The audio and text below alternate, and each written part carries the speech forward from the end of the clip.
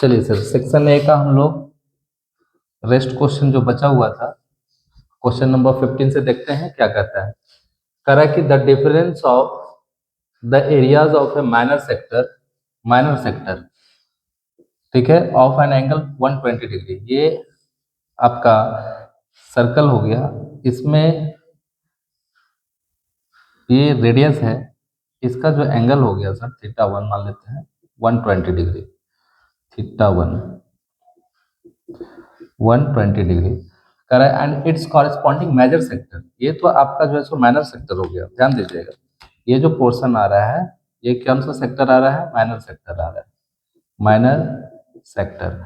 और ये जो होगा आपका, है ना, ये क्या होगा आपका? मेजर सेक्टर हो जाएगा।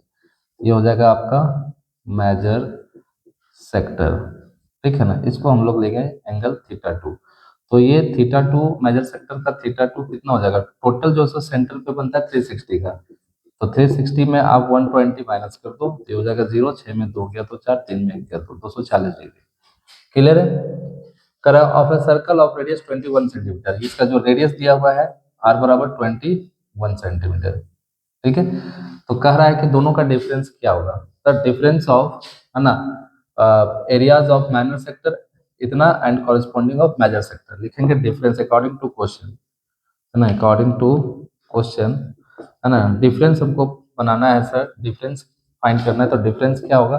Area of major sector, area of major sector, minor sector और मेजर सेक्टर में जो है सो, है ना, एरिया फाइंड करना है। तो area of major sector minus area of minor sector, area of minor sector, ठीक है। दोनों का डिफरेंस क्या होगा? ठीक है। तो area of major sector pi r square theta, इसका 2 है, theta 2 by 360 minus pi r square theta 1 by 360, right. तो पाई आर स्क्वायर को बाहर कर दो सर, तो बचेगा थीटा 2, तो थीटा 2 कितना है? 240 बटे 360 माइनस थीटा 1 कितना? 120, 120 बाई 360, ठीक है। ये कैंसिल हो गया, ये कैंसिल हो गया, 12 एकम 12 और 12 तिया 36, ये हो जाएगा 12 दूनी 24, 12 तिया 36। क्या हो जाएगा? पाई का वैल्यू 22 बटे 7 आर स्क्वायर 21 है ना, 21 21, हाँ ठीक है, 21 का होल स्क्वायर, और ये हो गया आपका 2 बटे 3 माइनस 1 बटे 3। चलिए सर, कितना हो जाएगा? 22 बटे 7 गुने 21 गुने 21, 2 में 1 गया तो 1 बटे 3, ये हो जाएगा 21, 3 और 3 कैंसिल, मतलब 22 गुने 21, 22 एकम 22 के 2, अंत में 2 हो गया, 22 गुने 44 और 2 46, 462 कहीं है क्या सर? है, देखिए इधर 462 सेंटीमीटर स्क्वायर, ये डिफरेंस है इसका, मेजर सेक्टर और माइनर सेक्टर में डिफरेंस। क्लियर है? अब इसमें आ जाइए। One card is drawn at random from well shuffled deck of 52 playing cards. The probability that it is a red king is what? तो ध्यान दीजिएगा, रेड कार्ड दो होता है, एक होता है डायमंड का, ठीक है ना, ये डायमंड का होता है, और एक होता है हार्ट का, ठीक है। हार्ट और डायमंड, ये दोनों का जो है सो रेड कार्ड होता है। तो ये इसमें भी एगो किंग होगा, इसमें भी एगो किंग होगा, तो किंग की संख्या कितनी हो गई? 2 हो गई। तो जो नंबर ऑफ इवेंट हो जाएगा, है ना, वो कितना हो जाएगा? 2 हो जाएगा। और total number of sample space कितना है sir? 52, and number of sample space is equal to 52। So probability is what? Probability of event is equal to number of event by number of sample space. तो number of event कितना है आपका? 2, और number of sample space 52, 2 1 जा 2, 2 2 जा 4, 2 6 जा 12, कितना हो जाएगा सर? 1/26। तो 1/26 ढूंढो कहाँ है? ये ऑप्शन नंबर ए, ठीक है। तो आपका 15 क्वेश्चन बन गया, 16 नंबर बन गया। आते हैं अगला क्वेश्चन लेकर।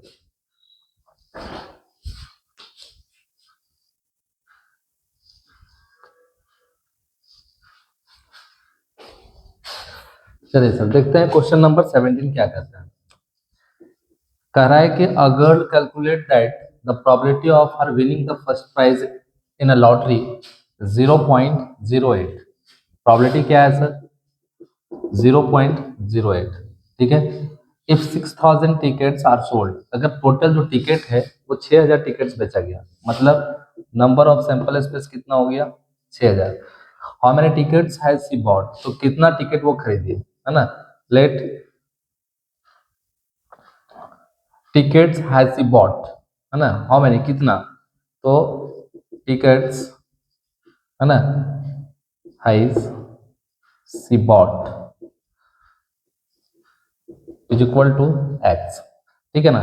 सो यही आपका नंबर ऑफ इवेंट हो जाएगा, number of event is equal to x, since we know that probability of event is equal to number of event by number of sample space. Therefore probability of event कितना है मेरे पास 0.08, number of event x हो गया और number of sample space 6000। नीचे one है sir, इसको क्रॉस कर लो, या फिर अगर ऐसे नहीं करना चाहते हो पॉइंट ऑफ पॉइंट के बदले एक हो जाएगा, इधर दो अंक है तो दो जीरो कैंसिल, दो जीरो कैंसिल।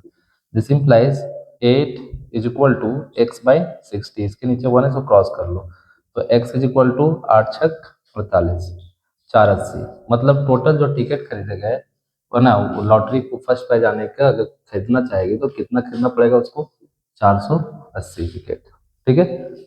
इसमें आते हैं हम लोग, the annual rainfall record of a city for 66 days is given in the following table, ये आपका दिया हुआ है सर रेनफॉल का, ठीक है ना। 0 से 10 दिन में नंबर 0 से 10 सेंटीमीटर में है ना, ये नंबर ऑफ डेज 22 दिन, ठीक है ना। 10 से 20 सेंटीमीटर 10 दिन, 20 से 30 8 दिन, 30 से 40 15, फिर 40 से 50 आपका 5 दिन, और 50 से 60 6 दिन। ये टोटल अगर आप ऐड करोगे तो टोटल दिया हुआ है 66, ऐड कर लीजिएगा, 2 8 2 10 5 15 और 5 20 और 6 26 का 2 2 और 1 3 3 और 1 4 4 और 2 6, ये आ गया आपका, ठीक है। इसका अगर हम डाटा बनाते हैं सर तो ये क्लास इंटरवल होगा, तो क्लास इंटरवल 0 से 10, 10 से 20, 20 से 30, 30 से 40, 40 से 50 और फिर आपका आएगा 50 से 60, राइट।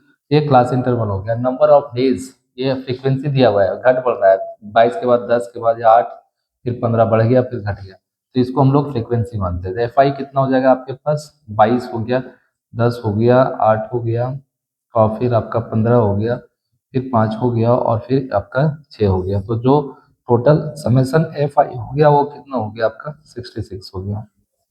इसी को हम लोग कैपिटल एन मानते हैं, right.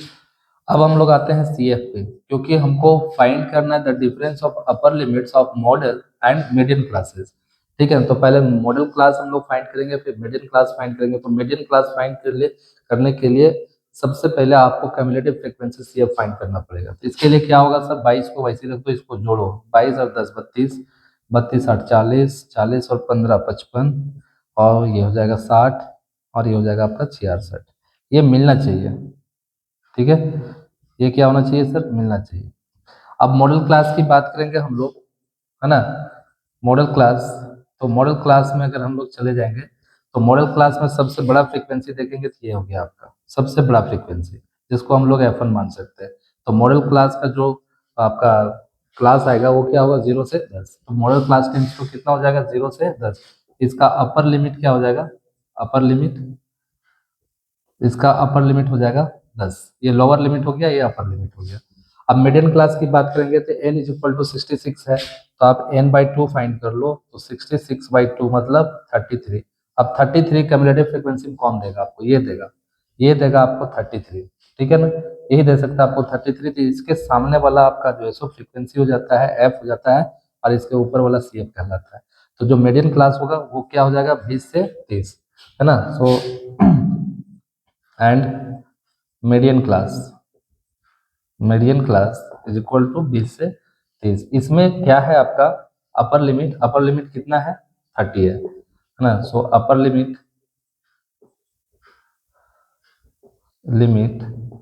Is equal to 30 according to question. Difference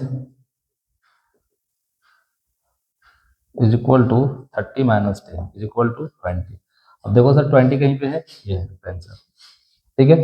चलिए दो क्वेश्चन और रह गए हैं जो एसर्शन है, आते हैं उसमें क्या कहता है।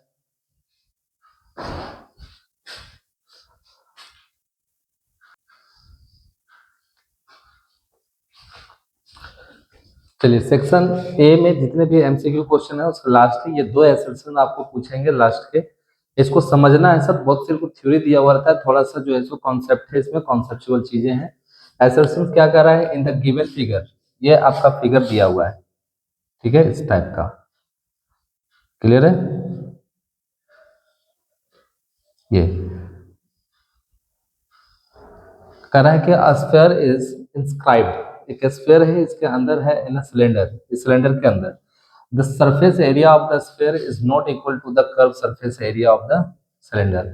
मतलब इसका कहने का अर्थ ये हो गया कि surface area of the sphere, surface जो स्फीयर का जो सरफेस एरिया होगा, सरफेस एरिया, वो जो है सो curve surface area of cylinder, cylinder के कर्व सरफेस एरिया के बराबर नहीं होगा, ठीक है ना।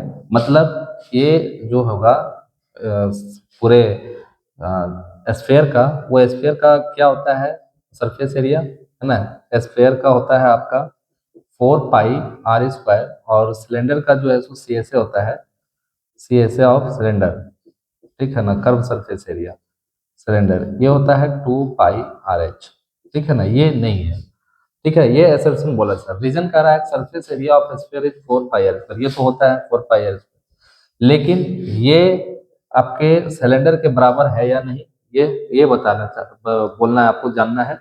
Not equal to the curve surface area of the cylinder, ये आपके ए असम्पशन है। कह रहा है कि both A and R are true and R is the correct explanation of A, ये तो आपका फैक्ट है कि आर इसका एक्सप्लेनेशन नहीं करता है, ये नहीं होगा। Both A and R are true but R is not the correct explanation of A, अभी इसको रहने देते हैं, है ना, ए और आर दोनों सही है, लेकिन आर जो है सो उसका एक्सप्लेनेशन नहीं करता है, ठीक है ना, अभी इसको रहने देते हैं, आगे देखते हैं। A is true but R is false, है ना, ए सही है लेकिन आर फॉल्स है, रीजन इसका फॉल्स है, ये तो ऐसे गलत हो गया, ठीक है ना, क्योंकि ये आपका सही है। कह रहा है A is false but R is true, A is false. अब यहाँ देखते क्या है ना सर, देखिए 2 पाई r h इसके बराबर कैसे होगा, और पाई इसका जो सिलेंडर का जो सरफेस एरिया होगा, कर्व सरफेस एरिया, वो स्फीयर के बराबर कैसे होगा, इसलिए ये आपका फॉल्स होगा, है ना, और आर क्या होगा, ट्रू होगा, यहाँ लिखा हुआ है, ठीक है ना। तो क्या कह रहा है, sphere is not equal to the curve surface area of the cylinder, अच्छा यहाँ बोल दिया सिलेंडर के कर्व सरफेस एरिया के बराबर नहीं है, ठीक है। तो A is false but R is true, तो ये दो ऑप्शन मेरे पास अटक गया है, ए और आर, है ना, दोनों ट्रू है, लेकिन आर जो है so not the correct explanation of A, R फिर ये इसका आपका एक्सप्लेनेशन नहीं करता है, ए का एक्सप्लेनेशन नहीं करता है। तो हम ये चीज देखें सर, आर इज फॉल्स, है ना, मतलब ए जो है सो इसका एसर्शन ए क्या है, फॉल्स है। In the given figure a sphere is inscribed in a cylinder, the sphere surface area of the sphere is not equal to the curve surface area of. तो एक चीज बताइए कि अगर ये सर्कल जो है सो ये पूरे पे जो है सो इंस्क्राइब है, तो इसका मतलब ये जो इसका सरफेस एरिया होगा, इसके सिलेंडर के कर्व सरफेस एरिया के बराबर होगा, इसका मतलब ये होगा कि ये आपका फॉल्स है और ये आपका ट्रू हो गया, A is false but R is true, A false होगा और आर ट्रू होगा। इसमें आ जाइए, एसर्शन ए में करा था 11 term on off an AP, ये एपी है, इसका जो है सो 11 टर्म फाइंड करते हैं, तो ए 11 इज इक्वल टू क्या होगा, ए प्लस 10d, तो 10d ए कितना है आपका 7 हो गया, और प्लस 10 गुने, और डी का वैल्यू 9 में 7 गया तो 2 घटा दो, तो कितना हो जाएगा, 10 दूनी 20, 27 करा है 67, है ना, ये तो ऐसे नहीं होगा, है ना, ये तो 67, ये तो ऐसे गलत हो गया आपका, ठीक है। कह रहा है कि if Sn is the sum of first n terms of an AP, then its nth term an is given by n is equal to Sn plus Sn minus 1, ये नहीं होता है सर, है ना, आपका टर्म निकालने के लिए क्या होता है, टर्म निकालने के लिए n इज इक्वल टू हो जाएगा आपका Sn माइनस Sn-1, ये फॉर्मूला होता है, माइनस की जगह में प्लस होगा, तो दोनों फॉल्स है, ठीक है ना। तो यहाँ पे क्या लिखा है आपका, both A and R true, ये तो होगा नहीं, both A and R are true, ये भी नहीं होगा, ठीक है ना। A is true but R is false, नहीं, है ना, यहाँ पे ए तो ट्रू है ही नहीं, ठीक है ना, ए तो आपको फॉल्स है। A is false but R is true, नहीं, दोनों गलत है सर, यहाँ पे एक और ऑप्शन होना चाहिए, ठीक है ना, कि बोथ आर फॉल्स, ठीक है। अगर आप इसमें इसके अकॉर्डिंग चलोगे तो इसमें लिखा हुआ है A is true but R is false, तो आर तो फॉल्स है, आपका ऑप्शन में सी नंबर डाला हुआ है कि ए ट्रू है, तो अगर ए ट्रू तब होगा जब ये 67 की जगह पे 27 होगा, अगर 27 होगा तब हम इसको मानेंगे, नहीं तो एक और ऑप्शन होगा आपका, both are false, both are false, तो फिर हम इसको लेंगे, ठीक है ना, ई को, ठीक है। चलिए, तो आपका 20 क्वेश्चन जो है सो कंप्लीट हो गए हैं एमसीक्यू के। ठीक है, अब हम लोग जो है सो सेक्शन ए कंप्लीट होने के बाद चलेंगे नेक्स्ट क्लास सेक्शन बी में। ठीक है सर, मिलते हैं सेक्शन बी के साथ।